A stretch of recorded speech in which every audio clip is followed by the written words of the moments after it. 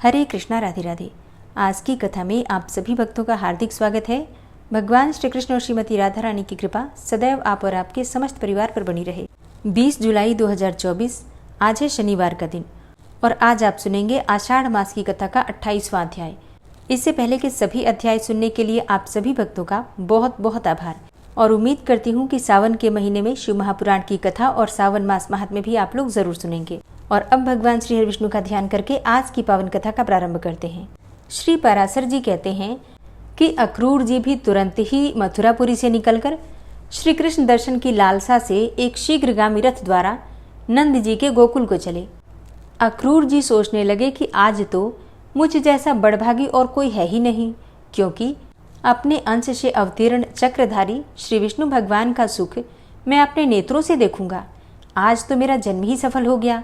आज की रात्रि अवश्य ही सुंदर प्रभात वाली थी, जिससे कि मैं आज खिले हुए कमल के समान नेत्र वाले श्री विष्णु भगवान के मुख का दर्शन करूंगा। प्रभु का जो संकल्प में मुखारविंद स्मरण मात्र से पुरुषों के पापों को दूर कर देता है, आज मैं विष्णु भगवान के उसी कमल नयन मुख को देखूंगा, जिससे कि संपूर्ण वेद और वेदांगों की उत्पत्ति हुई है। आज मैं संपूर्ण तेजस्वियों के परम आश्रय उसी भगवत मुखारविंद का दर्शन करूंगा। समस्त पुरुषों के द्वारा यज्ञों में जिन अखिल विश्व के आधारभूत पुरुषोत्तम का यज्ञ पुरुष रूप से यजन अर्थात पूजन किया जाता है, आज मैं उन्हीं जगतपति का दर्शन करूंगा, जिनको 100 यज्ञों से यजन करके इंद्र ने देवराज की पदवी प्राप्त की है। आज मैं उन्हीं अनादि और अनंत केशव का दर्शन करूंगा, जिनके स्वरूप को ब्रह्मा, इंद्र, रुद्र, अश्विनी कुमार, वसुगण, आदित्य और मरुदगण आदि कोई भी नहीं जानते। आज वे ही हरि मेरे नेत्रों के विषय में होंगे, जो सर्वात्मा, सर्वज्ञ, सर्वस्वरूप और सब भूतों में अवस्थित हैं तथा जो अचिंत्य, अव्यय और सर्वव्यापक हैं। अहो, आज स्वयं वे ही मेरे साथ बात करेंगे। जिन अजन्मा ने मत्स्य, कूर्म, वराह, हयग्रीव और नृसिंह आदि रूप धारण करके जगत की रक्षा की है, आज वे ही मुझसे वार्तालाप करेंगे। इस समय उन अव्यात्मा जगत प्रभु ने अपने मन में सोचा हुआ कार्य करने के लिए अपनी ही इच्छा से मनुष्य देह धारण किया है। जो अनंत अर्थात शेष जी अपने मस्तक पर रखी हुई पृथ्वी को धारण करते हैं, संसार के हित के लिए वे ही अवतीर्ण हुए हैं और आज मुझे अक्रूर कहकर बोलेंगे। जिनकी इस पिता, पुत्र, सुहृद, भ्राता, माता और बंधु रूपिणी माया को पार करने में संसार सर्वथा असमर्थ है, उन मायापति भगवान को बारंबार नमस्कार है। जिनमें हृदय को लगा देने से पुरुष इस योग माया रूप विस्तृत अविद्या को पार कर जाता है, उन विद्या स्वरूप श्रीहरि को नमस्कार है। जिन्हें याज्ञिक लोग यज्ञ पुरुष, सात्वत अर्थात यादव अथवा भगवत भक्तगण, वासुदेव और वेदांत वेदता विष्णु कहते हैं, उन्हें बारंबार नमस्कार है। जिस सत्य से यह सत्सद रूप जगत उस जगदाधार विधाता में ही स्थित है, उस सत्य बल से ही वे मुझ पर प्रसन्न हो। जिनके स्मरण मात्र से पुरुष सर्वथा कल्याण पात्र हो जाता है, मैं सर्वदा उन अजन्मा हरि की शरण में प्राप्त होता हूँ। श्री पराशर जी कहते हैं कि हे मैत्रेय, भक्ति विनम्र चित्त अक्रूर जी इस प्रकार श्री विष्णु भगवान का चिंतन करते हुए कुछ सूर्य रहते ही गोकुल में पहुंच गए और वहां पहुंचने पर पहले उन्होंने खिले हुए नील कमल की सी कांति वाले श्री कृष्णचंद्र को गौओं के दोहन स्थान में बछड़ों के बीच विराजमान देखा, जिनके नेत्र खिले हुए कमल के समान थे। वक्षस्थल में श्रीवत्स चिन्ह सुशोभित था, भुजाएं लंबी लंबी थीं, वक्षस्थल विशाल था और ऊंचा था तथा नासिका उन्नत थी, जो सविलास हास्ययुक्त मनोहर मुखारविंद से सुशोभित थे तथा उन्नत और रक्त नख युक्त चरणों से पृथ्वी पर विराजमान थे, जो 2 पीतांबर धारण किए थे, वन्य पुष्पों से सुशोभित थे तथा जिनका श्वेत कमल के आभूषणों से युक्त श्याम शरीर सचंद्र नीलांचल के समान सुशोभित था।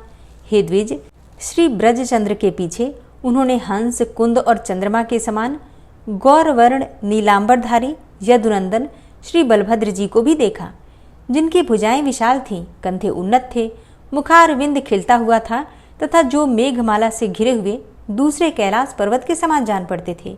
हे मुने, उन दोनों बालकों को देखकर महामती अक्रूर जी का मुख कमल प्रफुल्लित हो गया तथा उनके सर्वांग में पुलकावली छा गई और वे मन ही मन कहने लगे कि इन 2 रूपों में जो ये भगवान वासुदेव का अंश स्थित है, वही परम धाम है और वही परम पद है। इन जगत विधाता के दर्शन पाकर आज मेरे नेत्र युगल तो सफल हो गए, किंतु क्या अब भगवत कृपा से इनका अंग संग पाकर मेरा शरीर भी कृतकृत्य हो सकेगा? जिनकी अंगुली के स्पर्श मात्र से संपूर्ण पापों से मुक्त हुए पुरुष निर्दोष सिद्धि अर्थात कैवल्य मोक्ष प्राप्त कर लेते हैं, क्या वे अनंत मूर्ति श्रीमान हरि मेरी पीठ पर अपना कर कमल रखेंगे, जिन्होंने अग्नि, विद्युत और सूर्य की किरणमाला के समान अपने उग्र चक्र का प्रहार करके दैत्यपति की सेना को नष्ट करते हुए असुर सुंदरियों की आंखों के अंजन धो डाले थे, जिनको एक जल बिंदु प्रदान करने से राजा बलि ने पृथ्वी तल में अति मनोज्ञ भोग और एक मनवंतर तक देवत्व लाभ पूर्वक शत्रुविहीन इंद्रपद प्राप्त कर लिया था, वे ही विष्णु भगवान मुझ निर्दोष को भी कंस के संसर्ग से दोषी ठहराकर क्या मेरी अवज्ञा कर देंगे? मेरे ऐसे साधु जन बहिष्कृत पुरुष के जन्म को धिक्कार है। अथवा संसार में ऐसी कौन वस्तु है जो उन ज्ञान स्वरूप शुद्ध सत्व राशि, दोषहीन, नित्य प्रकाश और समस्त भूतों के हृदय स्थित प्रभु को विदित न हो? अतः मैं उन ईश्वरों के भी ईश्वर, आदि, मध्य और अंतरहित पुरुषोत्तम भगवान विष्णु के अंशावतार श्री कृष्णचंद्र के पास भक्ति विनम्र चित्त से जाता हूँ। मुझे पूर्ण आशा है कि वे मेरी कभी अवज्ञा नहीं करेंगे। श्री पराशर जी कहते हैं कि हे मैत्रेय, यदुवंशी अक्रूर जी ने इस प्रकार चिंतन करते हुए श्री गोविंद के पास पहुंचकर उनके चरणों में सिर झुकाते हुए कहा, मैं अक्रूर हूँ, और ऐसा कहकर प्रणाम किया। फिर भगवान ने भी अपने ध्वजा, वज्र और पद्म अंकित कर कमलों से उन्हें स्पर्श करके और प्रीतिपूर्वक अपनी ओर खींचकर गाढ़ आलिंगन किया। तदनंतर अक्रूर जी के यथायोग्य प्रणाम आदि कर चुकने पर श्री बलराम जी और कृष्णचंद्र अति आनंदित होकर उन्हें साथ लेकर अपने घर आए। फिर उनके द्वारा सत्कृत होकर यथा योग्य भोजन आदि कर चुकने पर अक्रूर ने उनसे ये संपूर्ण वृतांत कहना आरंभ किया, जैसे कि दुरात्मा दानव कंस ने आनक दुंदुभि वसुदेव और देवी देवकी को डांटा था, तथा जिस प्रकार वह दुरात्मा अपने पिता उग्रसेन से दुर्व्यवहार कर रहा है और जिसलिए उसने उन्हें अर्थात अक्रूर जी को वृंदावन भेजा है। भगवान देवकी नंदन ने यह संपूर्ण वृतांत विस्तार पूर्वक सुनकर कहा कि हे दानपते, ये सब बातें मुझे मालूम हो गई हैं। हे महाभाग, इस विषय में मुझे जो उपयुक्त जान पड़ेगा वही करूँगा। अब तुम कंस को मेरे द्वारा मरा हुआ ही समझो, इसमें किसी और तरह का विचार ही ना करो। भैया बलराम और मैं दोनों ही कल तुम्हारे साथ मथुरा चलेंगे। हमारे साथ ही दूसरे बड़े बूढ़े गोप भी बहुत सा उपहार लेकर जाएंगे। हे वीर, आप ये रात्रि सुखपूर्वक बिताइए, किसी प्रकार की चिंता मत कीजिए। 3 रात्रि के भीतर मैं कंस को उसके अनुचरों सहित अवश्य मार डालूंगा। श्री पराशर जी कहते हैं कि तदनंतर अक्रूर जी, श्री कृष्णचंद्र और बलराम जी संपूर्ण गोपियों को कंस की आज्ञा सुनाकर नंदगोप के घर सो गए। फिर दूसरे दिन निर्मल प्रभात काल होते ही महातेजस्वी राम और कृष्ण को अक्रूर के साथ मथुरा चलने की तैयारी करते देखकर जिनकी भुजाओं के कंकड़ ढीले हो गए हैं, वे गोपियां नेत्रों में आंसू भरकर तथा दुखात्त होकर दीर्घ निश्वास छोड़ती हुई परस्पर कहने लगी कि अब मथुरापुरी जाकर श्री कृष्णचंद्र फिर गोकुल में क्यों आने लगे, क्योंकि वहाँ तो ये अपने कानों से नगर नारियों के मधुर आलाप रूप मधु का ही पान करेंगे। नगर की विदग्ध वनिताओं के विलासयुक्त वचनों के रसपान में आसक्त होकर फिर इनका चित्त गंवारी गोपियों की ओर क्यों जाने लगा। आज निर्दयी दुरात्मा विधाता ने समस्त ब्रज के सारभूत सर्वस्वरूप श्रीहरि को हरकर हम गोप नारियों पर घोर आघात किया है। नगर की नारियों में भावपूर्ण मुस्कानमयी बोली, विलास ललित गति और कटाक्षपूर्ण चितवन की स्वभाव से ही अधिकता होती है।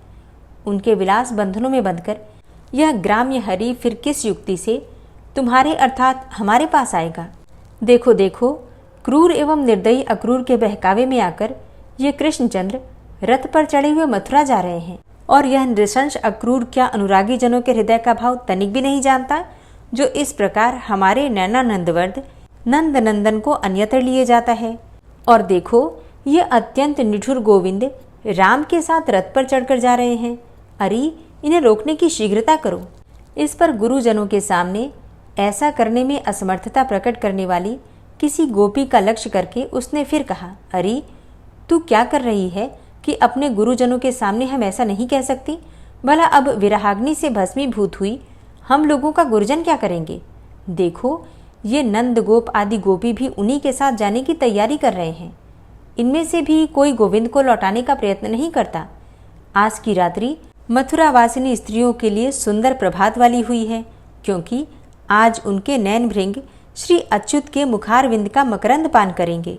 जो लोग इधर से बिना रोक टोक श्री कृष्णचंद्र का अनुगमन कर रहे हैं वे धन्य हैं, क्योंकि वे उनका दर्शन करते हुए अपने रोमांच युक्त शरीर का वहन करेंगे।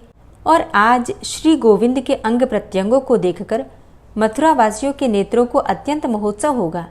आज ना जाने उन भाग्यशालिनियों ने ऐसा कौन सा शुभ स्वप्न देखा होगा जो वे कांतिमय विशाल नैनों वाली अर्थात मथुरापुरी की स्त्रियां स्वच्छंदतापूर्वक श्री अधोक्षज को निहारेंगी। अहो, निष्ठुर विधाता ने गोपियों को महानिधि दिखलाकर आज उनके नेत्र निकाल लिए। और देखो, हमारे प्रति श्रीहरि के अनुराग में शिथिलता आ जाने से हमारे हाथों के कंकड़ भी तुरंत ही ढीले पड़ गए हैं। भला हम जैसी दुखिनी अबलाओं पर किसे दया नहीं आवेगी? परंतु देखो, यह क्रूर हृदय अक्रूर तो बड़ी शीघ्रता से घोड़ों को हाँक रहा है। देखो, यह कृष्णचंद्र के रथ की धूली दिखाई दे रही है, किंतु हाँ, अब तो श्रीहरि इतनी दूरी पर चले गए कि ये धूली भी नहीं दिखती। श्री पराशर जी कहते हैं कि इस प्रकार गोपियों के अति अनुराग सहित देखते ही देखते श्री कृष्णचंद्र ने बलराम जी के सहित ब्रजभूमि को त्याग दिया। तब वे राम, कृष्ण और अक्रूर शीघ्रगामी घोड़ों वाले रथ से चलते चलते मध्याह्न के समय यमुना के तट पर आ गए। वहां पहुंचने पर अक्रूर ने श्री कृष्णचंद्र से कहा कि जब तक मैं जमुना जल में मध्याह्नकालीन उपासना से निवृत्त हूँ तब तक आप दोनों यही विराजें। श्री पराशर जी कहते हैं कि हे विप्र, तब भगवान के बहुत अच्छा कहने पर महामती अक्रूर जी यमुना जल में घुसकर स्नान और आचमन आदि के अनंतर पर ब्रह्म का ध्यान करने लगे। उस समय उन्होंने देखा कि बलभद्र तो सहस्त्र फणावली से सुशोभित हैं। उनका शरीर कुंदमालाओं के समान शुभ्रवर्णी है तथा नेत्र प्रफुल्ल कमल दल के समान विशाल हैं। ये वासुकी और रंभादि महासर्पों से घिरकर उनसे प्रशंसित हो रहे हैं तथा अत्यंत सुगंधित वरमाला से विभूषित हैं। वे 2 श्याम वस्त्र धारण किए, कमलों के बने हुए सुंदर आभूषण पहने तथा मनोहर कुंडली अर्थात गंडुली मारे जल के भीतर विराजमान हैं। और फिर उनकी गोद में उन्होंने आनंदमय कुलभूषण श्री कृष्णचंद्र को देखा, जो मेघ के समान श्याम वर्ण, कुछ लाल लाल विशाल नैनों वाले, चतुर्भुज, मनोहर अंगोपांगों वाले तथा शंख चक्रादि आयुधों से सुशोभित हैं, जो पीतांबर पहने हुए हैं और विचित्र वनमाला से विभूषित हैं तथा उनके कारण इंद्रधनुष और विद्युन्माला मंडित सजल मेघ के समान जान पड़ते हैं तथा जिनके वक्षस्थल में श्रीवत्स चिन्ह और कानों में दे दीप्यमान मकराकृत कुंडल विराजमान हैं।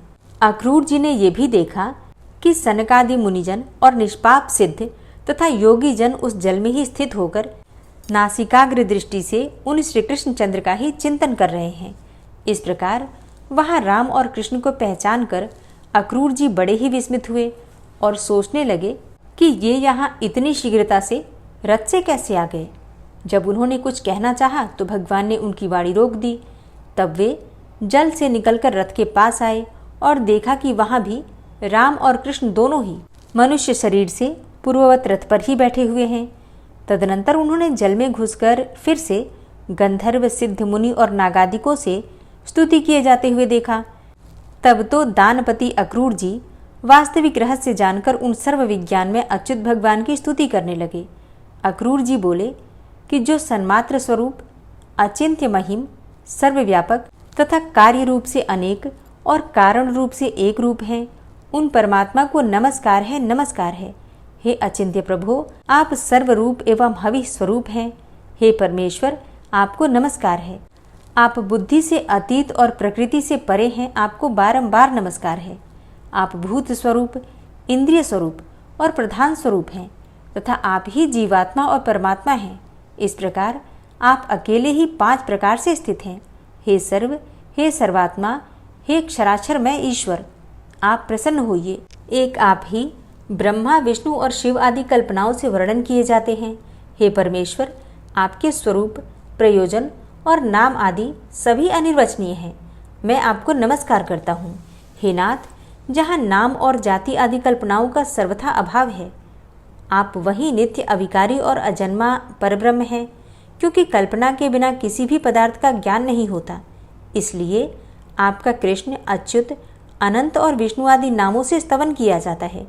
वास्तव में तो आपको किसी नाम से निर्देश किया ही नहीं जा सकता। हे अज, जिन देवता और कल्पनामय पदार्थों में अनंत विश्व की उत्पत्ति हुई है, वे समस्त पदार्थ आप ही हैं तथा आप ही विकारहीन आत्मवस्तु हैं। अतः आप विश्वरूप हैं। हे प्रभु, आपको नमस्कार है। हे प्रभु, इन संपूर्ण पदार्थों में आपसे भिन्न और कुछ भी नहीं है। आप ही ब्रह्मा, महादेव, अर्यमा, विधाता, धाता, इंद्र, वायु, अग्नि, वरुण, कुबेर और यम हैं। इस प्रकार एक आप ही भिन्न भिन्न कार्य वाले अपनी शक्तियों के भेद से इस संपूर्ण जगत की रक्षा कर रहे हैं। हे विश्वेश, सूर्य की किरण रूप होकर आप ही वृष्टि द्वारा विश्व की रचना करते हैं। अतः यह गुणमय प्रपंच आपका ही रूप है। सतपद अर्थात ओम तत्सत इस रूप से जिसका वाचक है, वह ओम अक्षर आपका परम स्वरूप है। आपके इस ज्ञानात्मा सदस्वरूप को नमस्कार है। हे प्रभु, वासुदेव, संकर्षण, प्रद्युम्न और अनिरुद्ध स्वरूप आपको बारंबार नमस्कार है। श्री पराशर जी कहते हैं कि यदुकुल उत्पन्न अक्रूर जी ने श्री विष्णु भगवान का जल के भीतर इस प्रकार स्तवन कर उन सर्वेश्वर का मनः कल्पित धूप, दीप और पुष्पादि से पूजन किया।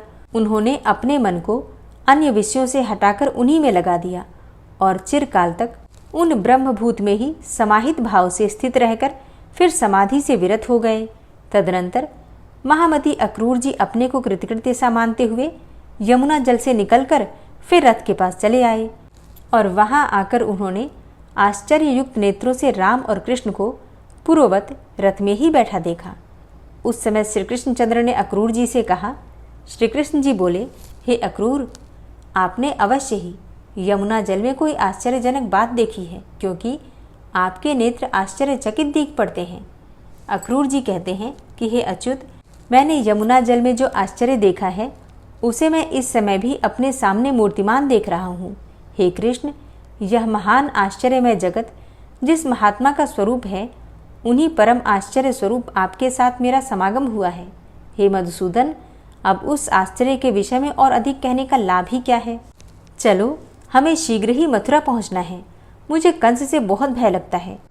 दूसरे के दिए हुए अन्न से जीने वाले पुरुषों के जीवन को धिक्कार है। ऐसा कहकर अक्रूर जी ने वायु के समान वेग वाले घोड़ों को हाँका और सायंकाल के समय मथुरापुरी में पहुंच गए। मथुरापुरी को देखकर अक्रूर जी ने राम और कृष्ण से कहा, हे वीरवरों, अब मैं अकेला ही रथ से जाऊंगा, आप दोनों पैदल चले जावें और मथुरा में पहुंचकर आप वासुदेव जी के घर न जाएं, क्योंकि आपके कारण ही उन वृद्ध वसुदेव जी का कंस सर्वदा निरादर करता रहता है।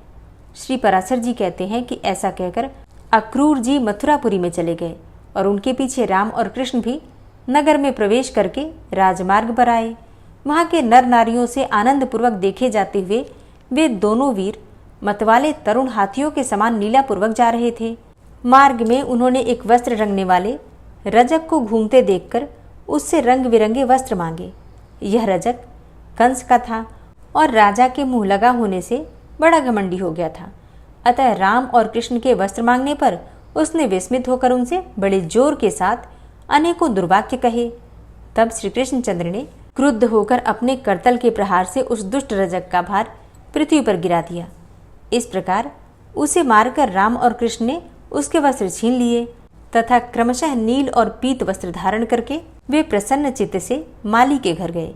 हे मैत्रेय, उन्हें देखते ही उस माली के नेत्र आनंद से खिल गए और वह आश्चर्यचकित होकर सोचने लगा कि ये किसके पुत्र हैं और कहाँ से आए हैं। पीले और नीले वस्त्र धारण किए उन अति मनोहर बालकों को देखकर उसने समझा कि मानो ये दो देवगण ही पृथ्वी तल पर पधारे हैं।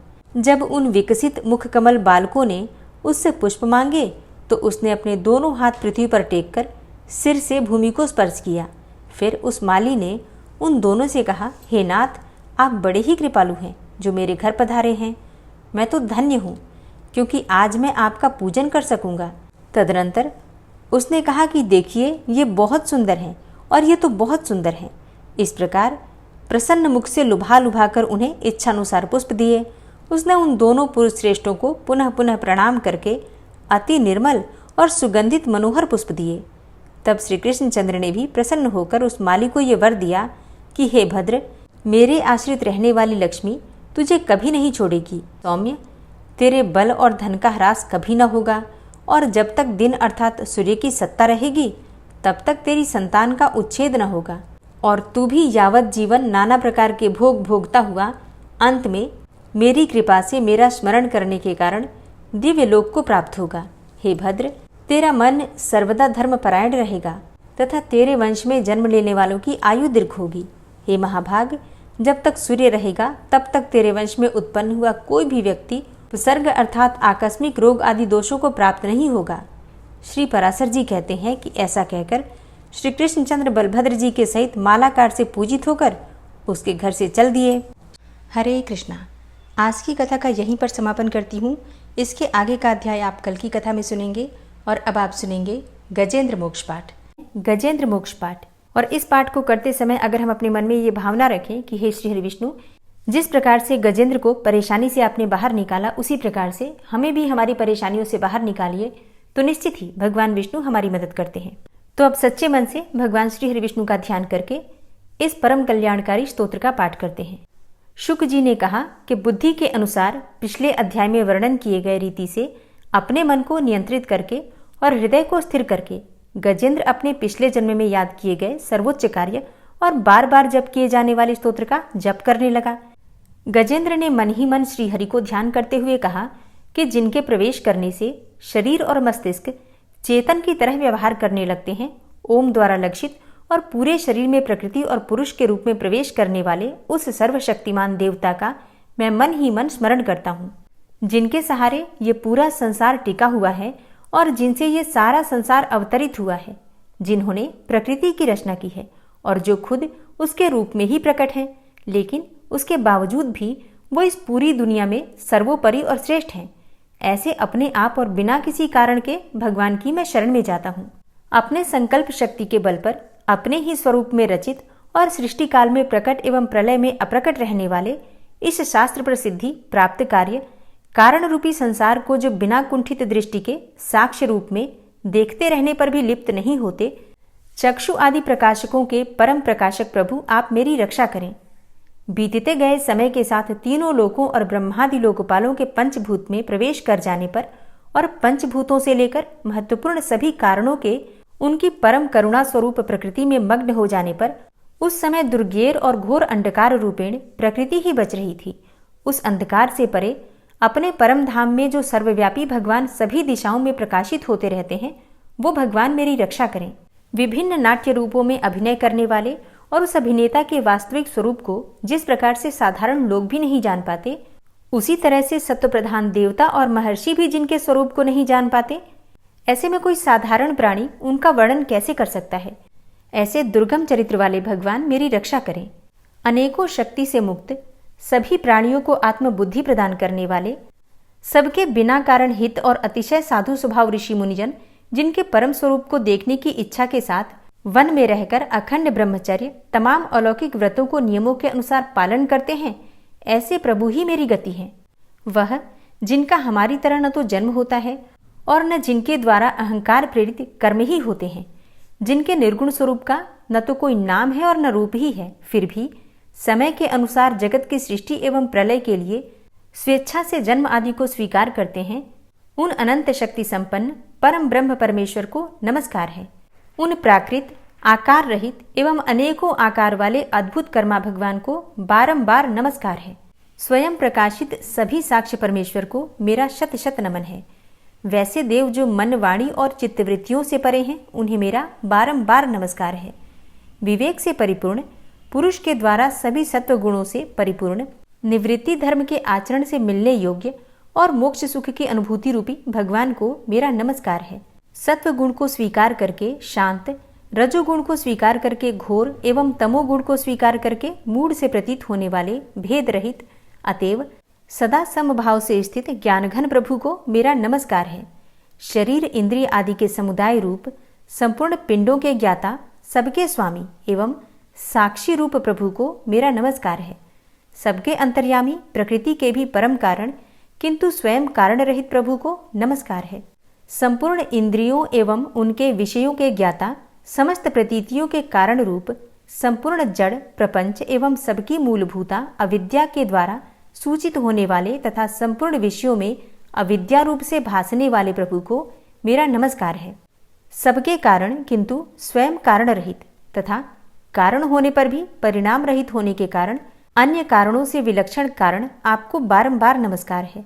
संपूर्ण वेदों एवं शास्त्रों के परम तात्पर्य, मोक्ष रूप एवं श्रेष्ठ पुरुषों की परम गति भगवान को नमस्कार है।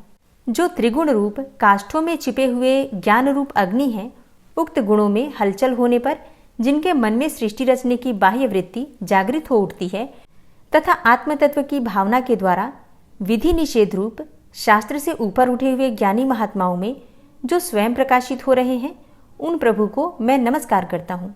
मुझ जैसे शरणागत पशु तुल्य अर्थात अविद्याग्रस्त जीवों की अविद्या रूप फांसी को सदा के लिए पूर्ण रूप से काट देने वाले अत्यधिक दयालु एवं दया करने में भी कभी आलस्य न करने वाले नित्य मुक्त प्रभु को नमस्कार है।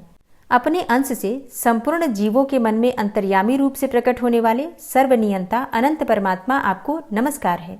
शरीर, पुत्र, मित्र, घर, संपत्ति एवं कुटुंबियों में आसक्त लोगों के द्वारा कठिनता से प्राप्त होने वाले तथा मुक्त पुरुषों के द्वारा अपने हृदय में निरंतर चिंतित ज्ञान स्वरूप सर्वसमर्थ भगवान को नमस्कार है।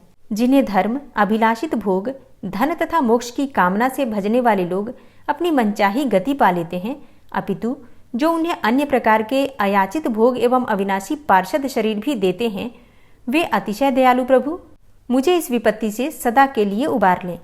जिनके अनन्य भक्त जो वस्तुतः एकमात्र उन भगवान के ही शरण हैं, धर्म, अर्थ आदि किसी भी पदार्थ को नहीं चाहते, अपितु उन्हीं के परम मंगलमय एवं अत्यंत विलक्षण चरित्रों का गान करते हुए आनंद के समुद्र में गोते लगाते रहते हैं, उन अविनाशी, सर्वव्यापक, सर्वश्रेष्ठ ब्रह्मादि के भी नियामक, अभक्तों के लिए प्रकट होने पर भी भक्ति योग द्वारा प्राप्त करने योग्य, अत्यंत निकट होने पर भी माया के आवरण के कारण अत्यंत दूर प्रतीत होने वाले, इंद्रियों के द्वारा अगम्य तथा अत्यंत दुर्विज्ञेय, अंतरहित किंतु सबके आदि कारण एवं सब ओर से परिपूर्ण उन भगवान की मैं स्तुति करता हूँ।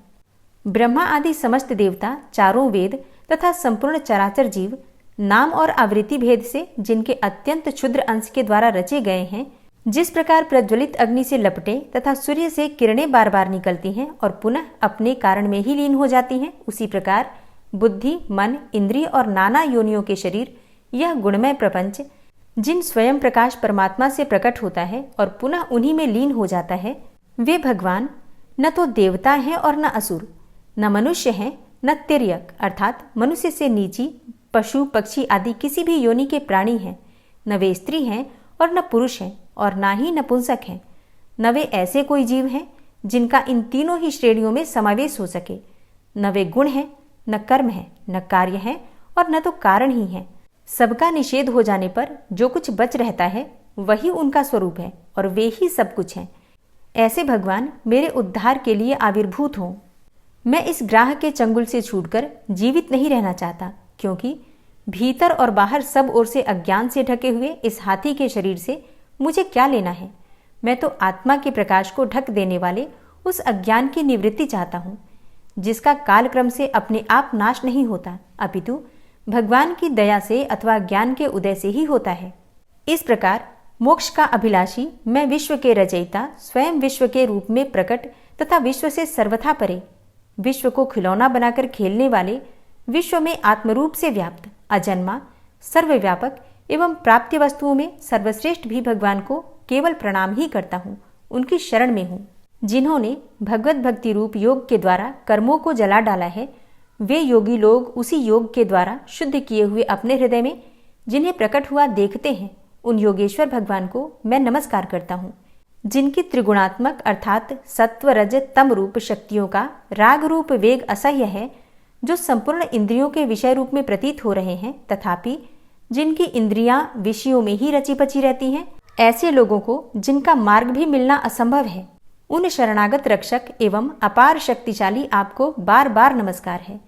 जिनकी अविद्या नामक शक्ति के कार्यरूप अहंकार से ढके हुए अपने स्वरूप को यह जीव जान नहीं पाता, उन अपार महिमा वाले भगवान की मैं शरण में आया हूँ, जिसने पूर्वोक्त प्रकार से भगवान के भेद रहित निराकार स्वरूप का वर्णन किया था। उस गजराज के समीप जब ब्रह्मा आदि कोई भी देवता नहीं आए, जो भिन्न भिन्न प्रकार के विशिष्ट विग्रहों को ही अपना स्वरूप मानते हैं, तब साक्षात श्रीहरि, जो सबके आत्मा होने के कारण सर्वदेव स्वरूप हैं, वहां प्रकट हो गए। गजराज को उस प्रकार से दुखी देखकर तथा उसके द्वारा पड़ी हुई स्तुति को सुनकर सुदर्शन चक्रधारी जगदाधार भगवान इच्छानुरूप वेग वाले गरुड़ जी की पीठ पर सवार होकर स्तवन करते हुए देवताओं के साथ तत्काल उस स्थान पर पहुंच गए जहां पर वह हाथी था। सरोवर के भीतर महाबली ग्रह के द्वारा पकड़े जाकर दुखी हुए उस हाथी ने आकाश में गरुड़ की पीठ पर सवार चक्र उठाए भगवान श्री हरि को देखकर अपनी सूंड को, जिसमें उसने पूजा के लिए कमल का एक फूल ले रखा था, ऊपर उठाया और बड़ी ही कठिनाई से सर्वपूज्य भगवान नारायण आपको नमस्कार है, यह वाक्य कहा। उसे पीड़ित देखकर अजन्मा श्रीहरि एकाएक गरुड़ को छोड़कर नीचे झील पर उतर आए। वे दया से प्रेरित होकर ग्राह सहित उस गजराज को तत्काल झील से बाहर निकाल लाए और देवताओं के देखते ही देखते चक्र से मुंह चीरकर उसके चंगुल से हाथी को उबार लिया। गजेंद्र मोक्ष स्तोत्र संपूर्ण हुआ। और अब बड़े ही प्रेम से भक्ति भाव से जयकारा लगाइए, भगवान श्री हरि विष्णु की जय। वीडियो को अंत तक देखने के लिए आप सभी भक्तों का बहुत बहुत आभार। वीडियो पसंद आई है तो वीडियो को लाइक ज़रूर किया कीजिए, संभव हो तो वीडियो को शेयर भी किया कीजिए। और हाँ, कमेंट बॉक्स में राधे राधे ज़रूर लिखा कीजिए, इससे आपको सकारात्मक ऊर्जा की प्राप्ति होती है। और चैनल पर पहली बार आए हैं, अगर अभी तक आपने चैनल को सब्सक्राइब नहीं किया है तो आज की वीडियो अगर आपको अच्छी लगे तो चैनल को सब्सक्राइब करके बेल आइकन को ज़रूर प्रेस कर लीजिए। इससे ये होगा कि इस चैनल पर जो नई वीडियो अपलोड होंगी उनकी नोटिफिकेशन आपको सही समय पर प्राप्त होगी। मिलती हूँ मैं आपसे अगली वीडियो में, तब तक के लिए जय श्री राधे।